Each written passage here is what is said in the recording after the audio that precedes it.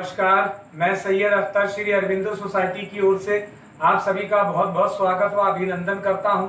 हम आज शिक्षा में शून्य निवेश नवाचार कार्यक्रम ZIIEI द्वारा संकलित एक रोचक व अभिनव नवाचार के बारे में आपको बताएंगे। हम इनोवेटिव पाठशाला के अंतर्गत NCERT के प्राइमरी सेक्शन के कक्षा 4 की गणित की पुस्तक गणित का जादू के पाठ 12 भिन्नों को जोड़ घटाना के नवाचार अभिनव शिक्षण तकनीक की गतिविधि प्रश्न बैंक का इस वीडियो में क्रियान्वयन करेंगे। हम आशा करते हैं कि आप इस वीडियो को देखने के उपरांत इस नवाचार तकनीक को अपने विद्यालय व कक्षा में अवश्य लागू करेंगे। इस पाठ को ZIIEI के कई नवाचार गतिविधियों से पढ़ाया जा सकता है, परंतु आज हम इसे प्रश्न बैंक से समझेंगे।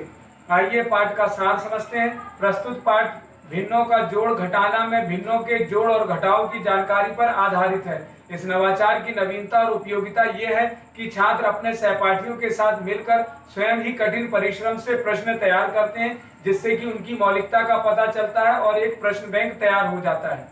इस नवाचार की क्रियान्वयन प्रक्रिया के अंतर्गत पढ़ाए जा रहे पाठ की अवधारणा के पुनः अध्ययन की सहायता से भिन्नों का जोड़ घटाव की जानकारी पर प्रश्न बनाते हुए पाठ की समझ विकसित की जाती है। इस नवाचार की क्रियान्वयन अवधि को यदि देखा जाए तो इसे लागू करने में 20 मिनट का समय लगता है। साथ ही पूर्व प्रबंधन में किसी भी प्रकार का कोई पूर्व प्रबंधन की आवश्यकता नहीं पड़ती है, परंतु शिक्षकों को कुछ निर्देशों का पालन अवश्य करना पड़ता है। सबसे पहले शिक्षक छात्रों को 7 समूह में बांट देते हैं। हर समूह का एक प्रतिनिधि होता है। प्रतिनिधि सभी प्रकार के प्रश्नों को संकलित करके एक प्रश्न बैंक तैयार करता है। छात्र अति लघु उत्तरीय, लघु उत्तरीय और दीर्घ उत्तरीय प्रश्न तैयार करते हैं। सभी प्रश्नों की उत्तर कुंजी भी बना ली जाती है। समूह चाहे तो आपस में प्रश्नों की अदला बदली भी कर सकते हैं। अंत में छात्रों को प्रश्नों के उत्तर भी बताए जाते हैं, जिन्हें वे अपनी उत्तर पुस्तिका में लिख लेते हैं। इस प्रकार पुनः अध्ययन एवं क्रियान्वयन प्रक्रिया के अंतर्गत छात्र जो प्रश्न तैयार करते हैं उससे उनकी सहायता से पाठ के कॉन्सेप्ट की जानकारी को दोहराया जाता है। आइए इसे उदाहरण से समझते हैं कि इस नवाचार को कैसे लागू करते हैं और प्रश्न बैंक बनाते हुए कैसे प्रश्न बनाए जाते हैं। जैसे समान हर की भिन्नों को जोड़ते समय केवल किसे जोड़ा जाता है, तो अंशों को।